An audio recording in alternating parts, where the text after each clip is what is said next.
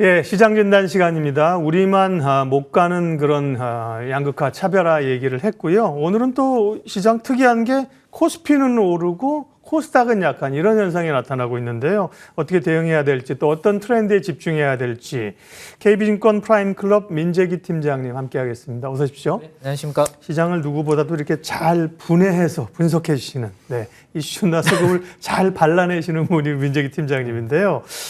그러게요. 보면 반등이 좀 올 때가 됐는데 전체적으로는 약하고 오늘은 보면 코스피가 강하고 코스닥이 약하고 어떻게 시장을 읽어야 됩니까? 네, 결국은 뭐 2차 전지 때문이 아닌가라는 말씀을 드릴 수 있을 것 같은데요. 일단 다행스러운 부분은 지난주 금요일 날 반도체 섹터가 미국에서 인텔을 중심으로 별로 안 좋았죠. 근데 지금 삼성전자를 중심으로 우리나라 반도체 대형주들은 잘 버티는 그런 모습이고 외국인 수급도 양호하게 좀 유입이 되고 있는 상황입니다.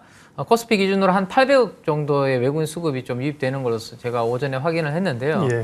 그것과 달리 이제 코스닥 시장은 분위기가 아직 안 좋습니다. 지난주 금요일은 좋았는데 오늘은 또 시가총액 1, 2위 에코프로 BM 뭐 이런 종목들이 지금 외국인들 매도 2천억 이상 나오면서 별로 좋지 않은 그런 그림을 보여주고 오늘 사실 반도체가 좀 좋게 보입니다만 결국 2차 전지가 약하니까 약한 거죠. 네, 지수는 영향을 받고 있는데 제가 이제 1월이 이번 주면 또 마지막이에요. 그렇죠. 그래서 연초 이후에 2차 전지 관련주들이 수익률이 어떤지 한번 뽑아봤습니다. 뽑아보니까 오른쪽에 있는 엔캠이 오늘도 뭐 거의 또 신고가를 엔캠만 불을 뿜고 있습니다. 네, 엔캠만 목표에서 보는 것처럼 네, 70% 강소의 흐름이 나오고 있고 나머지 종목들은 대부분 지금 약세의 흐름을 보여주고 있는 것으로 확인이 됩니다.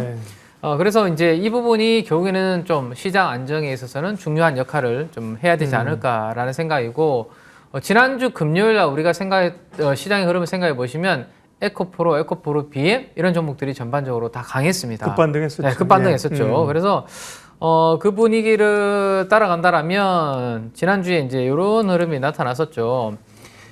상승이 나타나고 이 연초에 시장이 출발하고 난 다음에 코스닥이 이렇게 양봉이 크게 나온 적이 잘 없었거든요. 근데 역시 2차 전지 영향 때문에 지난주 금요일에 이런 양봉이 나타났었고 오늘은 또 뭐 하루 올랐다가 또 쉬니까 별로 탄력을 받지 못하는 그러한 그림이다라고 보시면 될 것 같습니다. 자, 그래서 결론적으로는 코스닥에서는 에코프로와 에코프로 BM과 같은 이러한 좀 2차 전지 좀 대형주들의 시세가 어느 정도 좀 안정을 찾아야 코스닥 지수는 좀 변동성이 좀 줄어들 수 있다라는 말씀을 드리겠고 좀 아쉬운 부분은 주말에 이런 뉴스가 좀 나왔습니다.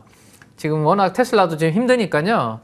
테슬라가 공급 단가를 재협상을 좀 하지 않겠냐. 그래서 한국 배터리 관련된 기업들이 조금 떨고 있다. 뭐 약간 그런 이야기들이 나오고 있습니다. 본인들이 일단은 조금 마진 압박을 당하니까 이 최근에 내려온 배터리팩 가격에 따라서 다시 조금 재협상을 논의를 좀 해야 된다라는 이러한 분위기가 나타난다라면 당분간 조금 센티적으로는 2차 전지가 조금 불리할 수밖에 없는 그런 환경인 것 같아요. 그러면 언제쯤 이제 코스닥의 지수가 2차 전지 대형주들을 중심으로 좀 안정을 찾을까라는 것을 생각을 해본다면 작년에 우리 SK 하이닉스 적자 났다가 흑자로 돌아섰잖아요. 그리고 시세가 1년 동안 한 80%, 90% 이렇게 올랐었는데요. 그때 케이스를 간단하게 한번 체크를 해보면 좋겠습니다. 노란색이 SK 하이닉스의 주가의 흐름이라고 보시면 되고요. 검은색 그래프는 영업이익 컨센서스 추이입니다. 1년 후에 영업이익 전망인데요. 작년 4분기, 작년 4월이죠. 작년 4월 달에 1분기 적자가 대규모로 나오고 난 다음에 QOQ로 이제 가격도 반등을 주고 하반기로 갈수록 좀 적자폭 감소되고 잘하면 흑자 전환도 될 수 있겠네라는 그러한 기대감이 만들어지면서 컨센서스 하향 조정이 마무리되면서 그때부터 SK 하이닉스가 이제 8만 원, 9만 원대 박스권을 돌파해서 이렇게 연말까지 상승을 보였거든요.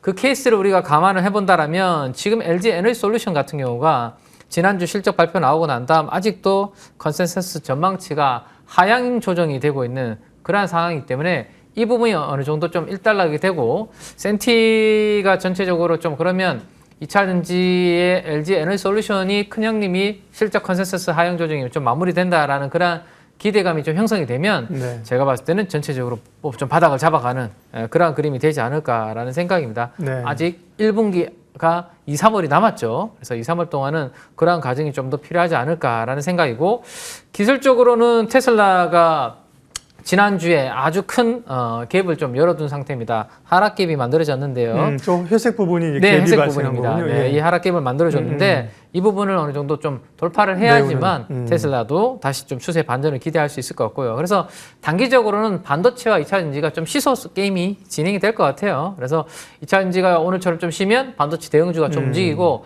반도체 대형주가 좀 쉬면 2차 전지 대형주가 좀 움직이는 그런 부분으로 지수는 당분간 박스권 그리고 당분간은 결국엔 그러면 종목 장세의 흐름 이렇게 정리를 좀 해드릴 수 있을 것 같습니다. 네.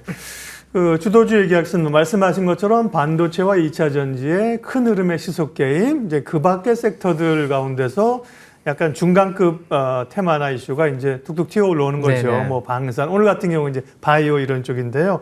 또 주목하는 게 애플의 비전 프로, 이게 2월 2일인가 지금 판매한다는 네네, 거잖아요. 맞습니다. 그다음에 네. 갤럭시 S24가 AI를 장착하고 지금 강력하게 흥행몰이를 하고 있어요. 관련된 뭐 AR, XR이라든지 소프트웨어라든지 포인트 좀 알려주십시오. 네, 분위기가 조금 생각보다 심상치 않은 것 같아요. 심상치 않다는 좋은 의미로. 좋은 의미죠. 네. 왜냐하면 저는 이제 그 통번역 정도 가지고 새로운 수요를 얼마나 끌어낼까라는 게 있었는데 출시되고 난 다음에 지금 데이터들을 보면 네. 뭐 역대급의 선주문이 들어오고 있고 이러면 한동안 좀 슬럼프에 빠졌던 스마트폰 판매량이 최고치로 기록이 될 수 있다는 이야기가 나오고 있기 때문에 네.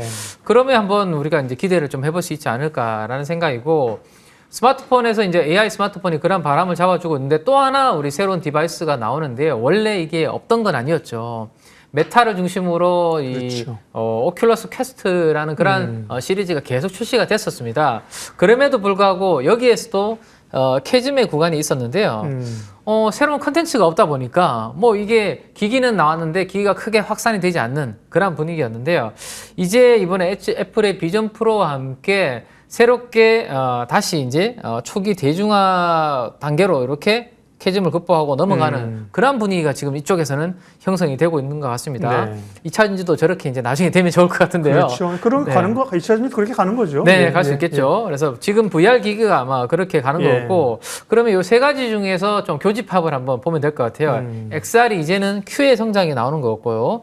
갤럭시 S24에서도 역대급 이제 호조가 나오고는 있고요. 그리고 하반기에 또 갤럭시 뭐 링까지 나온다고 하죠. 그러게요. 네, 이렇게 새로운 디바이스가 한꺼번에 쏟아지는 경우가 잘 없거든요. 이 큰 사이클이 오고 있다. 거기에서 큰 역할을 하고 있는 게 바로 이 지금 보시면 UEVR이라는 게 있습니다. 언리얼 엔진이라는 게 있는데요. 이 펠워드라는 이 게임이 요즘 엄청나게 메가 히트를 치고 있는데 네. 일반적인 게임을 이 언리얼 엔진으로 돌려버리면 VR용 게임으로 바꿔주는 그런 기술이 가능하다라는 거죠. 이것 때문에 지금 새롭게 VR 기기에 대한 기대감이 Q의 성장이 더욱더 기대되는 부분들이 나타나고 있다. 왜? 게임이라는 컨텐츠 등등에서 부족한 부분을 이쪽에서 획기적으로 좀 바꿔줄 수 있는 부분이 중요하게 역할을 하고 있다라고 보시면 될 것 같아요. 또 하나 마지막으로 말씀드리면 삼성전자가 혼자 폴더블 폰을 출시했을 때가 있었습니다. 2019년도에 예. 애플은 들어오지 않았죠.